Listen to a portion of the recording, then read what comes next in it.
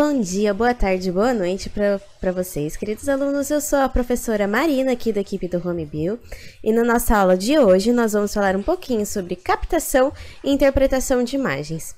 Ou seja, nós vamos falar um pouco sobre as questões de como funciona a nossa visão. Então, na aula de hoje eu vou trabalhar um pouquinho com vocês conceitos sobre luz, mas algo bem superficial, só para a gente conseguir entender um pouco como que vai funcionar a visão. Dentro desses conceitos sobre luz, nós vamos ver fontes de luz e feixes de raios de luz e os componentes do olho humano, que são as partes internas e externas e a função de cada um, até a gente conseguir integrar tudo isso na explicação, né, de como que vai funcionar a visão num todo. Então, primeiro a gente precisa imaginar como que a gente enxerga, né? Nossa visão, ela é igual o tempo inteiro, no sentido assim, independente se tá de manhã, se tá de noite, a gente vai enxergar da mesma forma? Dependente de quanto é o correr das idades, né? Então, quem não tem um pai ou um parente que tem que colocar quase o celular no rosto para conseguir mandar uma mensagem, né? Nós temos pessoas que têm diferentes tipos de problemas de visão, né? Que precisam utilizar óculos e afins. Então, como será que funciona isso, né? Então, primeiro, para a gente começar a debater um pouco sobre como que funciona a nossa visão, a gente precisa falar sobre óptica. Então, óptica é o ramo da física que vai estar dedicado a esse estudo da luz. O que vai estar dentro disso, né? Então, os fenômenos luminosos, que são reflexão, absorção, refração e entre outros, que não são o foco dessa aula, mas é só para vocês saberem um pouco, né? E dos sistemas ópticos, que são espelhos, lentes, olho humano e enfim. Tudo aquilo que vai conseguir captar essa luz, formando uma imagem, uma reflexão, né, que vão conter esses fenômenos luminosos. Então, quais são tipos de fontes de luz, né? Qualquer corpo que emite luz própria, a gente vai chamar de fonte primária. Então, o que seria uma fonte primária? O sol, uma lâmpada, uma vela, fogo. Então, tudo aquilo que aquele corpo emite luz. Já fonte secundária vai ser aquele corpo que reflete a luz que vai ser incidida nele, né? Então, dentro da faixa de luz, nós temos esse espectro eletromagnético, né? Que nós temos uma faixa chamada de luz visível. Então, a luz visível, talvez vocês já tenham visto em editor de imagens, esse tipo de coisa, você conseguir mudar o RGB, né? O que é RGB? É Red, Green e Blue. Então, essas são as faixas que a gente consegue enxergar. Vermelho, verde e azul. E aí, tudo aquilo que for incidir luz, vai refletir essa luz parte vai ser absorvida, né? Parte vai ser refletida. E é isso que vai fazer com que a gente enxergue as coisas coloridas e com cores diferentes. A gente não vai se debater tanto como que funciona esse aspecto, e sim mais as questões e formação do olho humano. Então, pensando nessas questões de luz, nós vamos ter os feixes de raios de luz. Então, a luz ela se comporta dessa maneira, em feixes, né? Então, nessas linhas aqui que a gente está vendo em cada uma dessas imagens sendo representada por setas rosas. Então, o raio de luz ele é uma linha que vai ser orientada, que indica o caminho percorrido pela luz. Então, o caminho percorrido pela luz é o que está sendo representado aqui por esses raiozinhos rosas. Um conjunto de raios de luz, cuja fonte é comum, é denominado de feixe de luz. Feixe de raio de luz. Nós vamos ter 3 tipos de fenômenos, vamos colocar assim, de como esses raios eles podem se comportar. Então, nós temos o feixe divergente. Então, quando algo diverge, quer dizer que está indo em sentidos distintos, né? Então, nós temos aqui um feixe onde está sendo emanada essa luz. Cada uma dessas linhas, né? Ela vai percorrer um caminho diferente. Quando a gente tem um feixe convergente, quer dizer que esses pontos de luz, todos eles vão ter um local, um fim comum. Então, eles vão convergir a um mesmo ponto. Já o feixe paralelo é que esses raios de luz eles não se cruzam em momento algum, nem vindo de uma fonte em comum, nem convergindo numa fonte comum. E sim, eles continuam retos, né? E sem encostar aqui um no outro. Então, eles vão continuar aí seu caminho, sempre estando um próximo do outro nesse sentido, né? Então vamos aprender um pouquinho mais sobre os componentes do olho humano? Para isso, eu pedi a participação especial de um aluno. Vamos lá. Pedi ajuda para um dos nossos alunos aqui e o Joaquim se dispôs a ensinar e fazer parte da nossa aula, né? Ele tá dando oizinho para vocês. Oi, Joaquim. Então, ó, vamos observar de perto agora os lindos e belos olhos de Joaquim, né? Então, quando a gente faz um zoom, nós vamos ter isso daqui. Olha como é lindo o olho do Joaquim, né? Então, pessoal, o olho humano ele é formado por uma série de elementos e eles vão atuar de forma conjunta.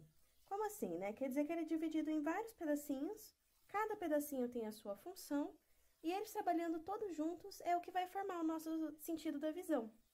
Então, vamos começar analisando eles primeiro, é o que a gente consegue ver da parte de fora, para depois a gente ver como funciona dentro do olho, né? Loucura! Então, vamos lá, por onde a gente vai começar? Vamos começar por aquilo que tá mais aqui externo, né? Que é a pálpebra. Então, a pálpebra, que é essa estruturazinha aqui, que recobre os nossos olhos, né? Ela vai estar servindo como proteção, juntamente com os cílios. Então, toda vez que passa um vento forte, é reflexo do nosso olho a gente fechar para que não entre poeira, para que nada machuque, né? Então, é o que vai manter a integridade dos nossos olhos. A pálpebra, além dela servir como proteção dos olhos, ela também tem a função de umidificar esses olhos, né? Então, vocês podem perceber que os peixes, eles que moram dentro da água, como eles não têm uma necessidade de umidificar os olhos, já que eles já estão dentro da água, esses animais eles não possuem pálpebras, igual a gente, que está fora da água. Então, vocês podem perceber que quando a umidade está muito baixa, se você está num lugar que está muito seco, parece que seu olho começa a ficar ressecado, né? Mas é porque é realmente isso que está acontecendo.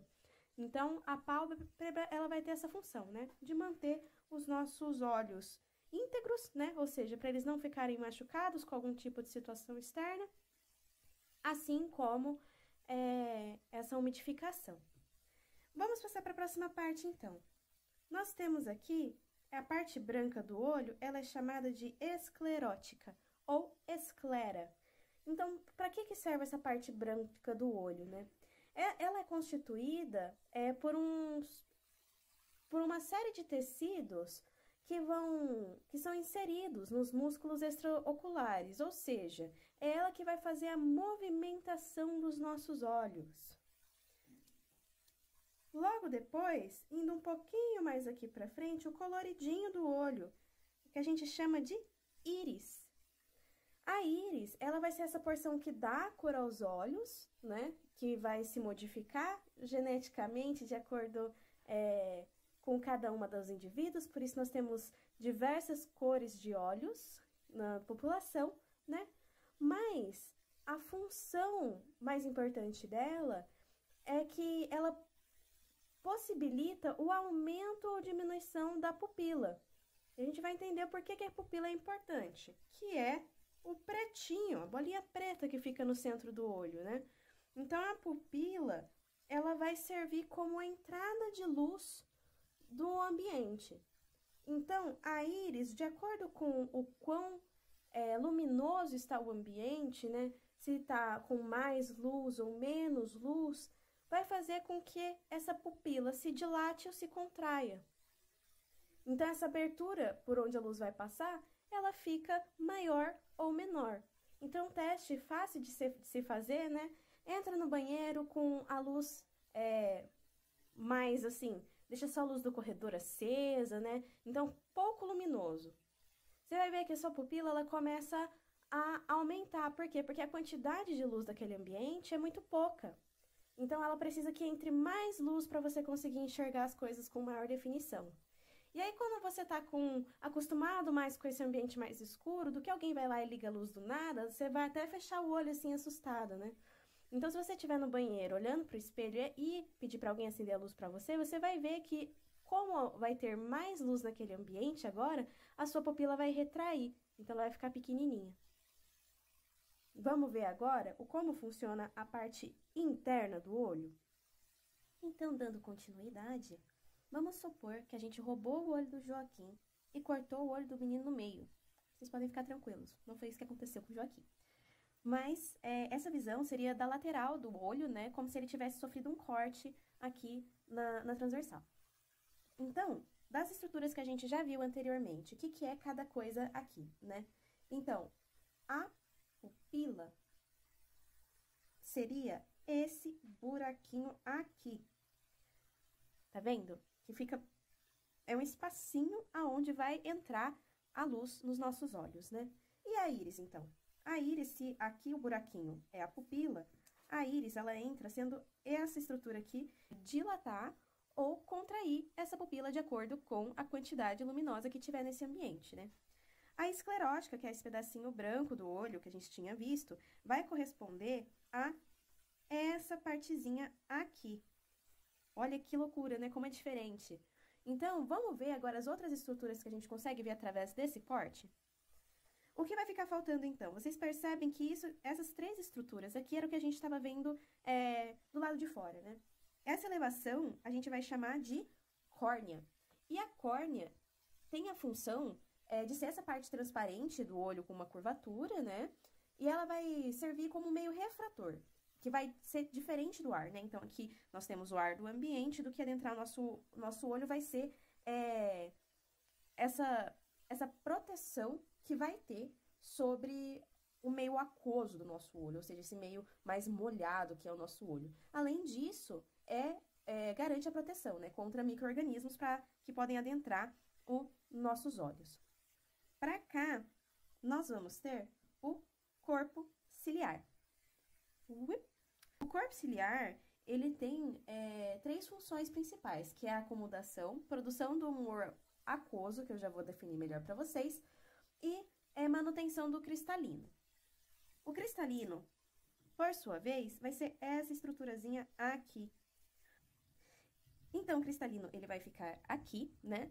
E ele vai ser uma lente que vai fazer com que tenha a acomodação daquilo que você enxerga, né? Então, de acordo com se algo está muito longe ou se algo está muito perto, vai garantir a focalização daquela imagem através de como essa lente vai ficar, se ela vai ficar côncava ou convexa. Muito bacana, né?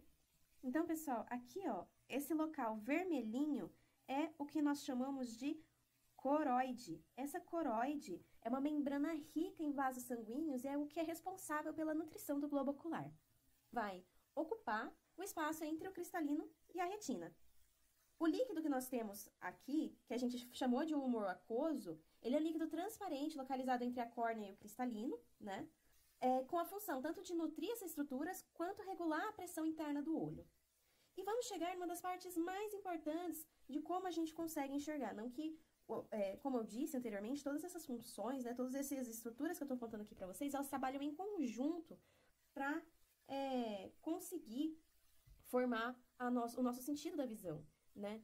Aqui, essa porção amarelada, ela corresponde à retina, que é o local mais interno e mais importante dos nossos olhos, é onde vai ter muitas células fotorreceptoras. O que é isso? São células que elas são sensíveis à luz. E a partir dos sinais que essas células tiverem, elas vão enviar aqui para o nervo óptico.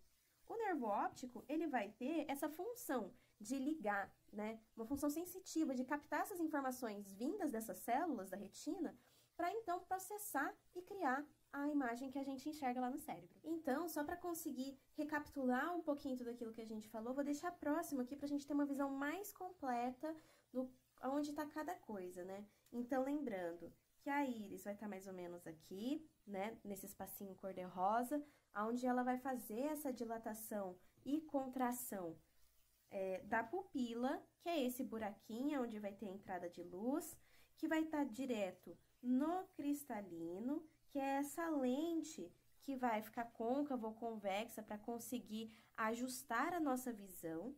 O local onde vai estar sendo preenchido aqui é chamado de humor vítreo. Nós temos esse olho sendo alimentado e nutrido pela coroide, que são esses vasos sanguíneos em vermelho. A parte mais externa aqui do olho, que é essa parte côncava, é chamada de córnea, que vai servir tanto para não entrar micro-organismos, como para deixar tudo isso daqui hidratado e servir como um local onde vai ocorrer a refração. Nós temos o corpo ciliar, que vai estar mais ou menos por aqui, que vai ajudar na manutenção do cristalino, né, e entre outras funções. A esclerótica, que vai ser esse local aqui, que vai estar ligado a musculaturas que vão auxiliar a movimentar os nossos olhos. Aqui no fundinho, em amarelo, né, nós vamos ter a retina, aonde vai ocorrer a recepção, né, da luz. Então, aqui passou a luz pelo cristalino, chega até a retina, onde nós vamos ter células próprias para captar essas imagens, essa informação em luz e mandar para o nosso nervo óptico. E lá, para que esse nervo óptico leve essa informação lá para o cérebro, para aí a gente conseguir formar as imagens. E aí compreender e completar todo esse ciclo que é a visão. Bom, espero que vocês tenham gostado aí da participação do Joaquim na nossa aula. Ele se encontra bem, com os olhos no rosto, tá? Podem ficar tranquilos. Então, para a gente voltar aqui em todos esses componentes que vocês acabaram de ter contato, lá na retina, como eu falei para vocês, nós temos os cones e os bastonetes, que são essas células que elas são fotossensíveis, né? Ou seja, elas têm uma sensibilidade em relação à luz. Então, os bastonetes, que são essas células um pouquinho mais compridas, eles são a maior quantidade de células que nós temos nos nossos olhos, né? Sensíveis à luz. E é o que é responsável pela nossa recepção da luz e pela visão noturna em ambientes com pouco iluminados. Então, é o que faz a gente perceber melhor essa luz. Então, ele não tem muita definição, ele consegue perceber melhor. Quem que vai dar mais definição ao que a gente enxerga são os cones. Os cones a gente tem menos quantidade, porém, eles têm um pigmento. Cada cone vai ter o seu pigmento, como eu falei para vocês, para conseguir captar aquela luz do visível, que vai ser o vermelho, o verde e o azul. E o que nós enxergamos, então, vai ser a combinação dessas cores, né? Através do que a gente consegue perceber no ambiente. Como que vai funcionar a visão, então, né? Nós temos aqui a nossa imagem. Então, o seu olho ele vai focalizar em alguma coisa que esteja no seu campo de visão, né? Então, a gente não consegue enxergar através da parede e nem a muitos quilômetros muito longe, nem muitos centímetros muito perto. Então, ela está aqui a uma distância e no seu campo de visão. Essa imagem, ela vai ter que estar sendo iluminada. A gente só consegue enxergar em ambientes iluminados. Se estiver completamente escuro, a gente não consegue enxergar, né? Então, pensando dessa maneira, nós temos aqui, ó, um ponto, um feixe de luz que vai estar partindo aqui dessa árvore, no caso aqui, ó, que a gente denominou de feixe 1 e 2, e outro que vai estar saindo do pezinho dessa árvore que a gente denominou de feixe 3 e 4. Então, eles se iniciam aqui, esse é o ponto inicial deles, eles vão se divergindo, né, até chegar aqui no olho, na córnea. A córnea, como ela vai ser? Vai ter essa diferenciação, né, do meio externo, que é ar, para o meio interno, que vai ser água, ocorre o processo de refração. Então, essa refração, ela vai passar essa iluminação pela pupila, né, e o cristalino que está aqui, ele vai servir como lente. Essa lente, ela vai se adequar e se ajustar de acordo com a necessidade, né, que esse objeto que a gente está tentando enxergar nos requer, né? Então, caso necessite ficar mais côncava ou mais convexa para conseguir focalizar essa imagem, para que ela bate de maneira nesse local aqui que a gente chama de fóvea, aonde é rica dessas células, né? A fóvea fica na retina, tá, gente? E é rica das células que a gente falou aqui atrás, dos cones e dos bastonetes. Essa imagem, ela vai ser formada de ponta cabeça. Olha que interessante, né? Então, esses feixes de luz, eles vão ser projetados aqui no fundo do nosso olho, que é a retina, nesse local que é a fóvea. Essa imagem, então, ela, como é um sinal de luz, vai ser captada pelos cones e pelos bastonetes e serem transformadas em sinais elétricos para ir até o nervo óptico. Então, vamos pensar no seguinte aqui, né? A gente tem essa luz, passa aqui, né, pela pupila, pelo cristalino, que vai ser essa lente, bateu aqui na retina, onde nós temos, e na fóvea, onde nós temos essas células fotorreceptoras, né? Transformou essa informação em impulso elétrico, vai passar aqui pelo nervo óptico e ele vai mandar essas informações lá para o cérebro. De maneira que, para vocês terem uma noção como a visão é uma um sentido muito importante para nossa espécie, né? Nosso cérebro, ele tem em torno de 1/3 das áreas dele destinadas para a compreensão, né, dessa captação de luz e entender o que está sendo visualizado por você naquele momento, né? Então, a partir da compreensão do cérebro é que ele vai, então, reverter essa imagem, né? Aquilo que a gente estava enxergando aqui de uma maneira, como chega invertido, seu cérebro consegue interpretar e voltar que ela seja assim no ambiente.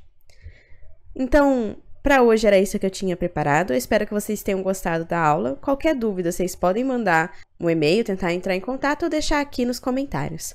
Muito obrigada!